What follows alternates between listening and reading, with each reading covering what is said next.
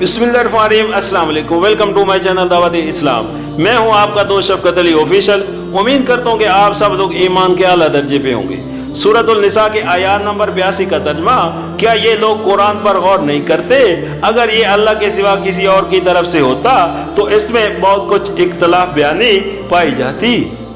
सूरतुल निसा हाशिया नंबर 111 मुनाफिक और ज़ईफुल ईमान लोगों की जिस रविश पर ऊपर की आयतों में तनबीह की गई है, इसकी बड़ी और असल वजह यह थी कि इन्हें कुरान के मुनैब अल्लाह होने में शक था। इन्हें यकीन नहीं आता था कि रसूल पर वाक़या वही उतरती है और ये जो कुछ हिदायत आ रही हैं बराह रास्त खुदा ही के पास से आ रही हैं। इसीलिए इनकी मुनाफिकाना रविश पर मलामत करने के बाद अब फरमाया जा रहा है कि ये लोग कुरान पर गौर ही नहीं करते, वरना ये कलाम तो खुद शहादत दे रहा है कि ये खुदा के सिवा किसी दूसरे का कलाम हो ही नहीं सकता।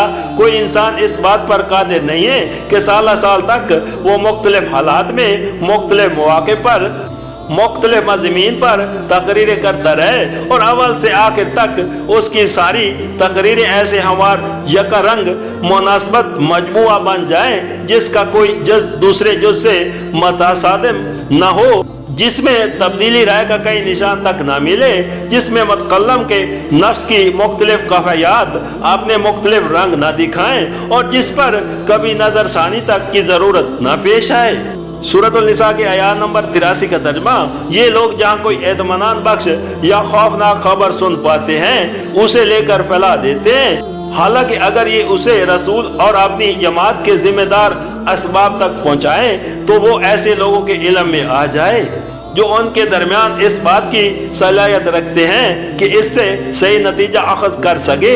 तुम लोगों पर अल्लाह की मेहरबानी और रहमत न होती तो तुम्हारी कमजोरियां ऐसी थी कि मदूद चंद के सिवा तुम सब शैतान के पीछे लग गए होते।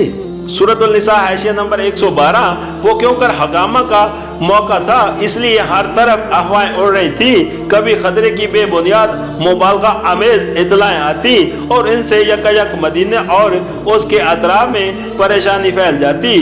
कभी कोई चलाक दुश्मन किसी वाक़या खतरे को छुपाने के लिए एतमानान बख्श खबरें भेज देता और लोग उन्हें सुनकर गफलत में मुब्तला हो जाते। इन अफवाह में वो लोग बड़ी दिलचस्पी लेते थे जो माज हगामा पसंद थे, जिनके लिए इस्लाम और जाहिलियत का ये मार्का कोई संजीदा मामला न था, जिन्हें कुछ खबर न थी कि इस किस्म की गैर जिम्मेदाराना अफवाहें फैलाने के नताइज किस कदर दूररस होते हैं। उनके कान में जहाँ कोई फूंक पड़ जाती उसे लेकर जगह जगह फूंकते फिरते थे। इन्हीं लोगों को इस आयत में सरजिश की गई है और इन्हें सख्ती के साथ मुतब्बा फरमाया गया है कि अफवाहें फैलाने से बाज रहें और हर खबर जो उनको पहुँचे उसे जिम्मेदार लोगों तक पहुँचाकर खामोश हो जाएं।